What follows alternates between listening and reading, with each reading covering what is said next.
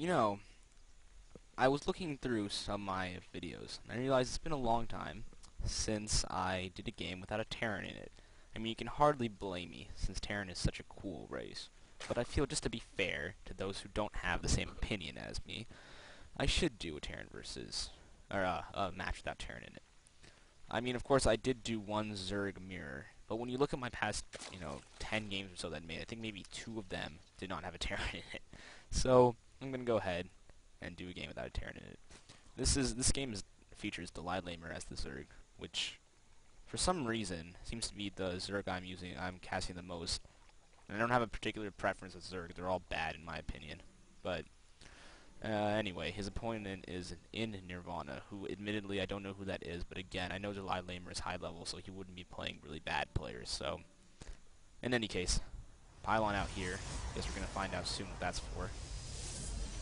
See what the probe's gonna make.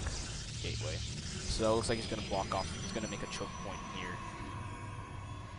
Lately in this patch, what I've heard Zerg have been doing is something like an 8 pool. Although I guess it's too late for an 8 pool. But anyway, I'll go ahead and explain it. They've been doing an 8 pool, and they've been attacking with Zerglings quickly before Protoss get their first Zealot out. Because, as you may imagine, that's a problem now that Zealots have that extra 5-second build time. Which I'm not really quite sure why it's there, but whatever. Second gateway going down, so we're going to see 2 gate. Possibly more. Here comes a drone, the scout drone. And probe went the other way.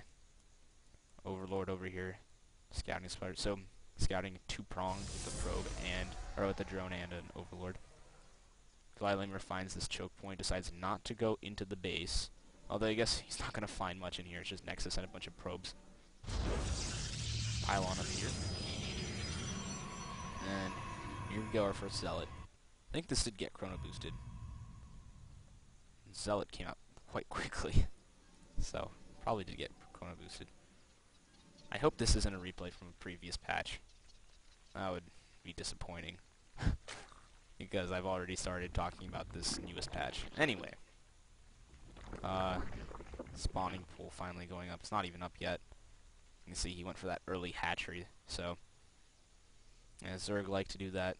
I love to play that macro game. 3 Zealots out. Yep, chrono boost. Knew it. Detective Pyro's on the case. Anyway, Overlord. Gonna check out the rest of what's going on here. And I would love it if my frame rate issues would stop. But who am I to ask such a thing? 3 Zealots actually moving out. I'm not sure if probably Nirvana did know about this. Yes, he does. And so he's probably going to go try to get some drone kills. Or maybe he's just going to take out the hatchery altogether. Oh, jeez. Zerglings. Well, let's see how these fare. Well, 4 Zealots should easily take out 6 Zerglings. Let's see how... I mean, I think with 8 Zerglings, though, it all just depends on the Zerg's micro, especially if they're on creep. Try to take out some drones here. I think one thing Nirvana does really do is that he's definitely going to lose all these Zealots by pushing into the Zerg base like this. Try to get some drone kills. Oh, that drone got away. One more hit to take him down. Try to get a surround there, I think, with drones and Zerglings. And he did get the surround off, but it seemed like he was able to break through the Zerglings here. Another Zealot. I think is surrounded by the Zerglings, easily taken out. Only losing 1 Zergling. That 1 Zealot, which is a good trade. 25 food, 25 minerals, half food for 100 minerals. I think it was 1 food, 2 food. Yeah, you can see I'm not quite the Protoss expert either. Forge going down, so now we'll probably see. I think that means what? Photon cannons? Oh, look at that. Look how smart I am. I guess I am a Protoss expert. But the Zerg tries to come in with the wall off. And Zealots, though, are going to get screwed here. Only managed to take down 2 Zerglings with 2 of them. Forge starting to go down. Shields are almost up, but then again, so are these Photon cannons.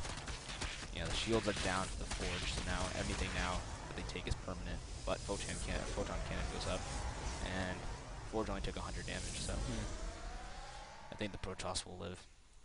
Probe's getting transferred. One thing that this wall off lets you do is get up a a Nexus very easily. Zerg can't really bother you too much, at least not in the early game. Against Terran, of course, they have dropships, so you can't. I mean, it's not going to help out that much, especially if you wall off your own units. You can't get your own units in to defend off and drop off. So it's probably not the best idea to wall off completely against Terran. Maybe leave like one spot or something. But it's not like Terran's going to be doing any early run-bys or anything, so I don't know if a wall-in is necessary at all. Probably more worried with Reapers. Oh, those have gotten pretty heavy nerf, an extra 5 seconds building. I guess not heavy, but considering all the other nerfs they've gotten since the beta release, I mean, they're not quite the same unit they once were. We'll start checking out the Zerg. We're gonna take down these destructible rocks. 34 probes. No, 34 drones to 29 probes. Second extractor up for Zerg. We're still at hatchery, interestingly enough. And I think you can get roaches at tier 1. You do need tier 2 for Hydralisks, though, and Infestors, obviously. Zergling's taking a while with these destructible rocks. Back to Protoss. Another pylon going down. Pylon back. And what is this? A gateway. So 4 gate, now it's 3 gate. Cybernetics core, researching warp gate. And 2 forges up. Or simulators, sorry. Well, I'm curious to see what the forge is researching. Ground weapons. I guess nothing too exciting. Let's find out what the Zerg is doing. Destructible rocks are finally down. And as you can see, there's a hatchery going right there. The hatchery's morphing. And 2 more extractors going up for Zerg. Look how disgusting that looks. That's nasty. Whatever. I don't understand how Zerg can play their race without throwing up. Creep tumors. Each creep tumor can spawn another creep tumor. I'm not sure if this means it's already spawned one, but you spawn a creep tumor like right there and spread the creep out. Well, maybe not that much. Like that, something like that. Creep is so useful for Zerg because some of their units are just so slow off creep. And these Zerglings don't have metabolic boosts, so they're not especially fast off creep either. But I'm looking at units like Hydralisks, and I'm not an expert, but I think the reason that Hydralisks are so, yeah, see, that's where a creep going right there, creep tumor. That green zone is all the creep that gets spread because of this creep tumor. Anyway, I think the reason Hydralisks are so unpopular is because they're so damn slow off creep, so they can't really force a fight, and that becomes problematic for Zerg. So they try to spread the creep as much as they can. It's very useful. Plus, if you can spread creep to like areas like here or here, then other races can't expand there, as long as the creep is still there. So yeah, some little insight on creep. There's an overseer. You know, I don't see changelings used very often. They're not very useful unit. I mean, it's pretty obvious usually. Maybe at lower levels of play they can be nice, but it's pretty. I think it's pretty obvious. And you don't really need a changeling when you have an overseer just roaming free here. Alright, we got an immortal. This got chrono boosted. Chrono boost is over. So the forge actually got taken down. I think Protoss destroyed his own forge in order to get through that wall off. I guess he didn't particularly need it. His photon cannons are up, and he got the upgrades he needed, I suppose. That one ground weapons upgrade. Okay, so here's how creep tumors work. Okay, if they look like this, they've already spawned their creep tumors. If they look like this, they can spawn another creep tumor. There you go. One creep tumor. That's how it works. Alright, here we go. Fight Zerglings and more Zerglings. And even more Zerglings. But now they have metabolic boost. A couple Hydralisks, too. I've read somewhere that a pretty popular strategy by Zerg as of late is to get a shitload of Hydralisks in the beginning to fend off any Protoss attacks while they're taking up to better units. In which case, I guess, in this case, I think it's Hydralisks. So yeah, decent move speed on creep.